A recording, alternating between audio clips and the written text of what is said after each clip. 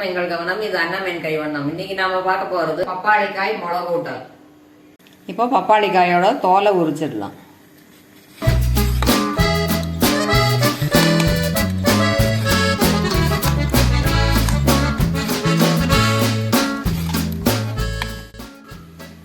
தோலை நல்லா சீவிட்டோம். இப்போ துண்டுகளா நறுக்கணும்.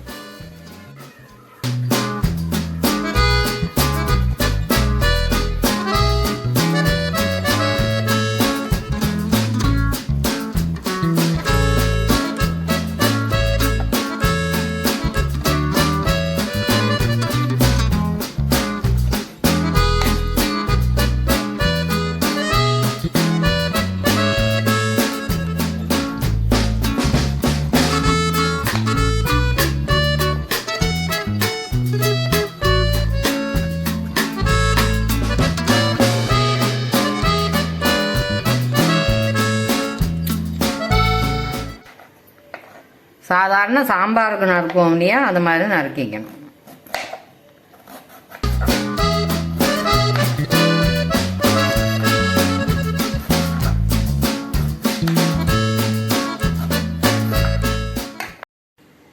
ரெண்டு ஹாஃபில் ஒரு ஹாஃபு கட் பண்ணி வச்சுட்டேன். இது போதும் மிளகு கூட்டலுக்கு. இந்த ஹாஃபை வேறு சமையலுக்கு 100 நாளைக்கு யூஸ் பண்ணிக்கலாம். டிஷ்ஷுக்கு தேவையான உப்பு சேர்த்துடலாம். மஞ்சள் பொடி கொஞ்சம் கூடுதலாகவே போட்டுக்கணும், மஞ்சள் கலருக்காக. முழுகிற அளவு தண்ணி விட்டுக்கணும். அடுப்பில் வச்சு வேக விடணும்.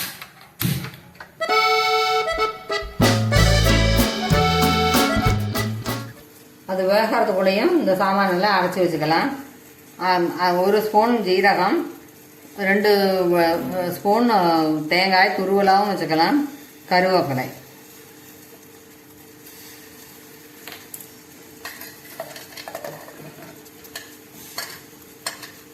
தாளிக்கிறதுக்கு கொஞ்சம் வச்சிருந்து மீதியை போடும். நல்லா தண்ணி விட்டு நல்லா அரைக்கணும். அரைச்சாச்சு. நல்லா வெந்து கொடுத்து லாசியாக இருக்கு பாருங்க. இப்போ இதை சேர்த்துக்கலாம்.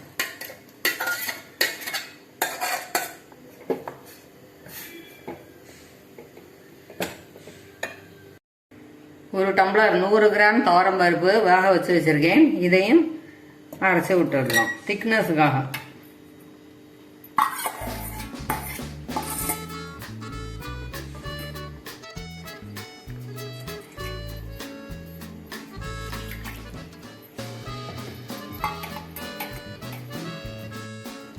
அரைச்ச பருப்பையும் இதோட விட்டுக்கலாம். அரைச்ச விடுறதுனால பருப்பு கொஞ்சம் கம்மியாக போட்டால் போதும். வேக வைக்கும் போது கம்மியாக போட்டால் போதும். அதோட கடைசியில் நம்ம சாப்பிட்டு முடிக்கும் போது கடைசியில் கொஞ்சம் குழம்பு மீதம் இருந்ததுன்னா அது பருப்போடு இருக்கும் இல்லையா, அடியில் தங்கி போயிடும். அது கூட அவாய்ட் பண்ணிக்கலாம். சேர்ந்தா மாதிரி இருக்கும் இந்த மாதிரி அரைச்சி விடும்போது. பார்த்தல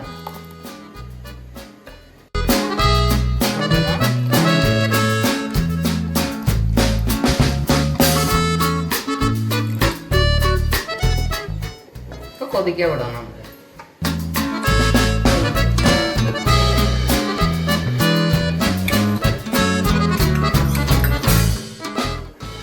ஒரு 2 மினிட்ஸ் கொதிச்சு விடுத்து இப்போ ஆஃப் பண்ணிவிடலாம்.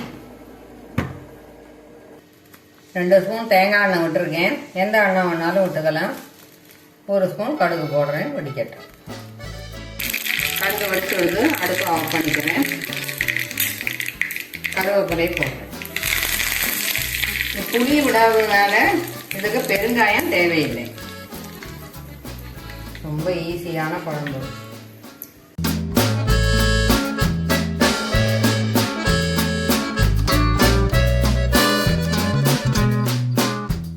மிளகு கூட்டால் ரெடி ஆயிடுத்து. பசிக்கிறது. சாப்பாடு ரெடி ஆயிடுச்சா? ஆயிடுத்தேன். சாதம் இருக்கு, பப்பாளிக்காய் மிளகு கூட்டால் வச்சிருக்கேன், தக்காளி ரசம் வச்சிருக்கேன், தயிர் இருக்கு. இதுக்கு தொட்டுக்கிறதுக்கு அப்பளம், ஊறுகாய், பச்சை மிளகாய் வச்சிருக்கேன். சாப்பிடுங்க.